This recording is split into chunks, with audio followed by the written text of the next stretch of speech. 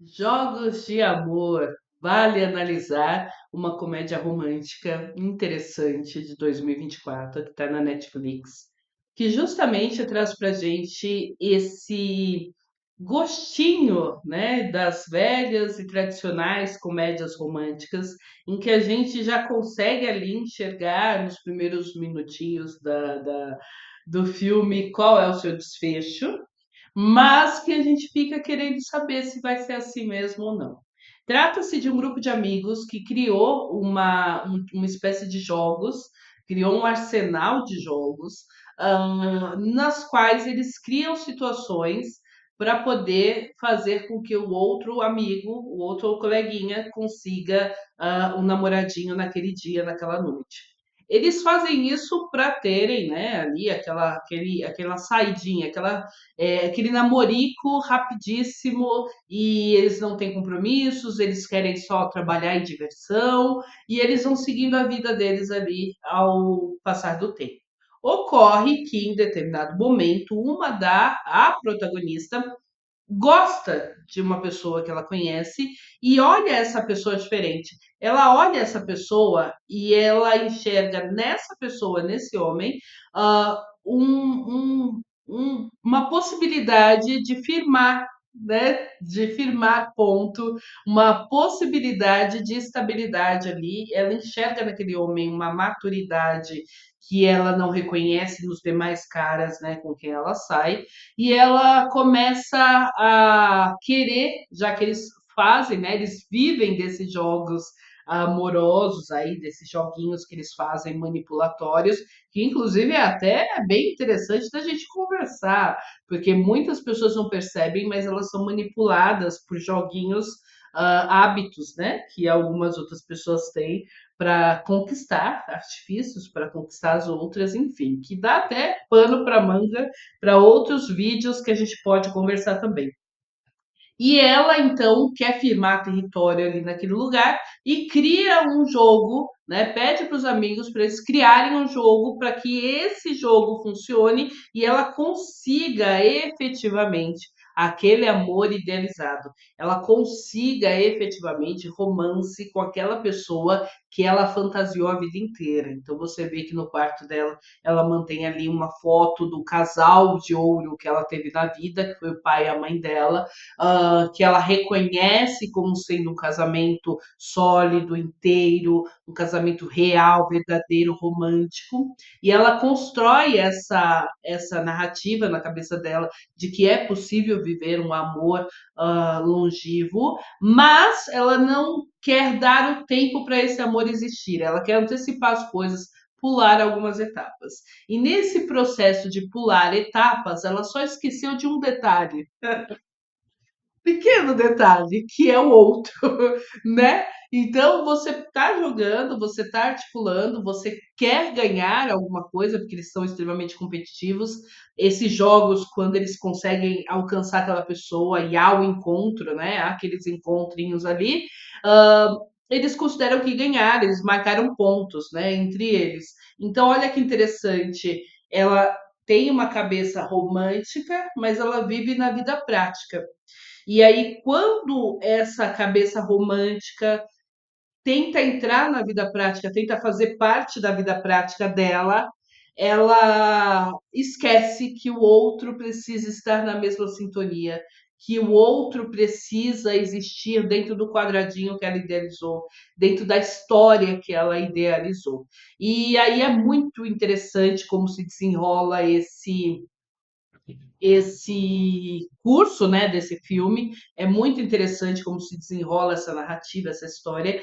E olha que interessante, tem o objetivo, né? O objetivo, quando é que ela vai ter o marco? E é interessante para a gente trazer nesse contexto desse canal, que é um canal de psicanálise, né? Um canal de análise, vale analisar os filmes e nossos personagens favoritos, justamente para a gente trazer para a nossa realidade da vida. Uh, Qual que é o marco? Essa é uma pergunta terapêutica muito interessante para você se fazer. Qual que é o marco? Qual que é o ponto específico que prova que você alcançou o seu objetivo aqui na terapia, por exemplo? Qual é o ponto específico que prova que você alcançou o seu crescimento financeiro, o seu crescimento de produtividade? Gente, se não tiver essa meta, se não tiver esse olhar de para onde você está indo, você desvia muito, você se distrai muito no meio do caminho. Então, é sempre bom a gente ter essa meta. E esse filme mostra pra gente o quão interessante é quando a gente estipula essa meta. E a meta dela é: eu quero ter uma gaveta na casa dele. Porque se eu tiver uma gaveta na casa dele, significa que eu estou lá, né? Significa que eu cheguei lá, significa que eu sou a namorada oficial dele, porque é um espaço que ele está me abrindo para ele, né, na vida dele. E por que que eu falo que ela não considerou o fator, né, dele, que ela não considerou a pessoa dele como sendo um fator a ser levado em consideração quando você quer se relacionar com alguém? Porque uma coisa é você desenhar o ideal de quem você quer ter. Então, eu quero um homem assim, com tal idade, que trabalhe, né, que seja bem sucedido, que tenha um trabalho assim, assim, assado, que já tenha filhos ou não. Você cria, né, essa história, essa ideação na sua cabeça. E aí as pessoas que vão aparecendo, você vai tipo dando um check, né? Ah, tá na altura que eu escolhi, ótimo, check. Tem a profissão, a carreira, o jeito da carreira que eu escolhi, check. Tem não sei o que, check. Você vai dando, né, sinais. Isso são sinais, são mini marcos de que você está alcançando aquele espaço, aquele ponto que você estava idealizando. Mas aí você esquece que a relação ela só existe se houver reciprocidade. Então não adianta você criar toda uma história, todas as conjecturas, todos os contextos. Não adianta você criar roteiro, sabe? Se você não incluir o outro. O direito do outro existir pelo que ele é. E é interessante porque ele não enxerga ela, porque ela não se apresentou honesta, de verdade, inteira. Ela se apresentou uma personagem para ele, então ele não reconhece essa inteireza que ela tem. E aí ele, ao não conhecer, não conhece e não reconhece essa inteireza dela. Ao não conhecer esses nuances românticos dela, esses nuances, sabe, fantasiosos dela, de menininha, do papai e da mamãe, ao não reconhecer isso, ele rejeita. A gente pode levar para esse lado, né? Ele rejeita. Mas não é que ele rejeita, sabe, não estava no cardápio, né? Então, olhando no cardápio, o check dele não entrou. Esse romance que ela desenhou, esse romance que ela escreveu ali na cabeça dela, que ela gostaria de viver no inconsciente dela. E aí é bem interessante porque você vê nessa construção justamente essa percepção de que essa mulher construída. Então, veja, essa cena que eu trouxe aqui para você nessa imagem é uma das cenas do filme no qual ela está vestindo o personagem ideal para ele, o ideal dela, né? Então, ela está achando que ele gostaria daquele tipo de mulher, e de fato a gente vê que sim, né? Porque, né? Desenrolando aí a história, eu não vou te dar todo o spoiler, então não se preocupa não, porque, né? Não vou te dar todo o spoiler do filme não para você assistir, porque é bem legalzinho assim.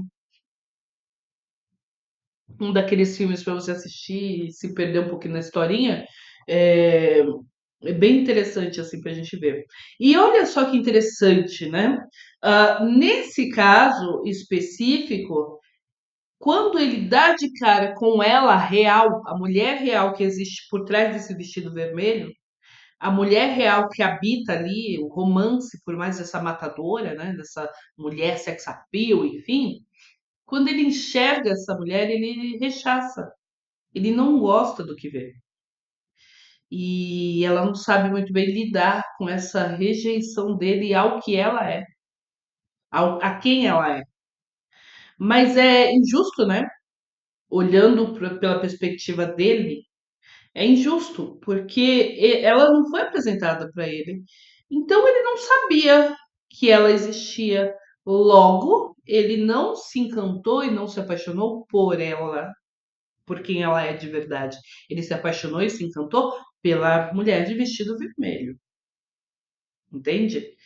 Que está ali preparada para ouvir um feedback negativo e vai superar, e vai seguir em frente, porque ele é o homem da casa, ele sabe como conduzir as coisas, porque ele tem esse saber supremo. E é interessante porque quando a gente vê essas cenas, né, que eu estou mais ou menos descrevendo para você, a gente meio que fica contra ele. E aqui, como a gente faz uma análise psicanalítica do todo, né, de alguns personagens específicos, mas do todo no geral, a gente não tem como ficar contra ele porque ele foi enganado. Ele não teria ficado com ela, tanto é que ele não entrou em contato com ela. Ela criou situações, ela entrou no jogo, ela jogou com ele, ela foi mexendo ele no tabuleiro dela, né? Então ele não gostou, não quis, não teve interesse no segundo encontro com ela, percebe? Então é injusto com ele, eu tô falando da parte dele, tá? É injusto com ele que ela depois ache que ele é uma pessoa nociva, uma pessoa abusadora, talvez tóxica, que é o que o filme tenta vender pra gente no final. Tenta dar a sensação de que ele é uma pessoa tóxica. E aí, ela pediu a opinião dele. Ele estava ali trabalhando, vivendo a vida dela.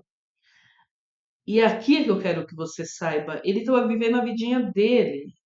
A gente não entrou no lugar de saber se ele queria ter uma relação.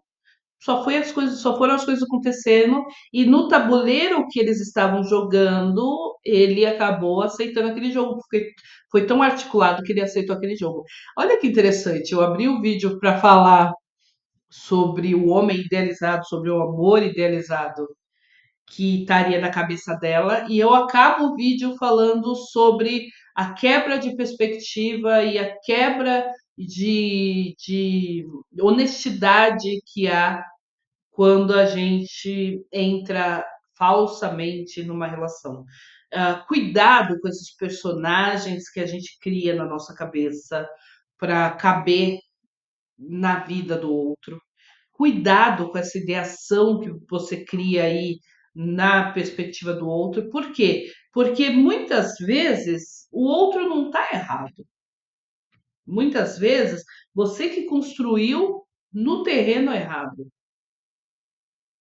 Forte essa frase, né? Essa reflexão. Muitas vezes você está construindo no terreno que não é o terreno apropriado para aquele negócio. Então, ele tem um fim bem gostosinho, assim, bem, né? Quente a nossa cabeça de esperança, mas eu fui para um outro lugar agora que é justamente assim: dá para viver o amor romântico, o amor idealizado? Certa medida, sim, mas até que ponto você vai bater nessa tecla do amor idealizado e vai esquecer que existe o outro? E aí o outro, de repente, não vai dar check em todos os requisitos que você traçou, porque o outro é uma outra pessoa com outra vivência, com outra cabeça, com outra perspectiva. E se você não deixar o outro existir, também não vai ser justo ele te deixar existir também. Então, a reciprocidade, às vezes até na toxicidade da relação, né? Então, cuidado com esses esses amores românticos que a gente cria, que a gente idealiza, que a gente imagina que vai ter aqui pra gente, porque muitas vezes a gente precisa enxergar só o que está no nosso palmo aqui, está na nossa frente, e a gente não consegue enxergar porque a gente está olhando lá, mira laser, mira laser. Então, quando eu falo assim, você tem que ter um objetivo traçado, é legal, tenha.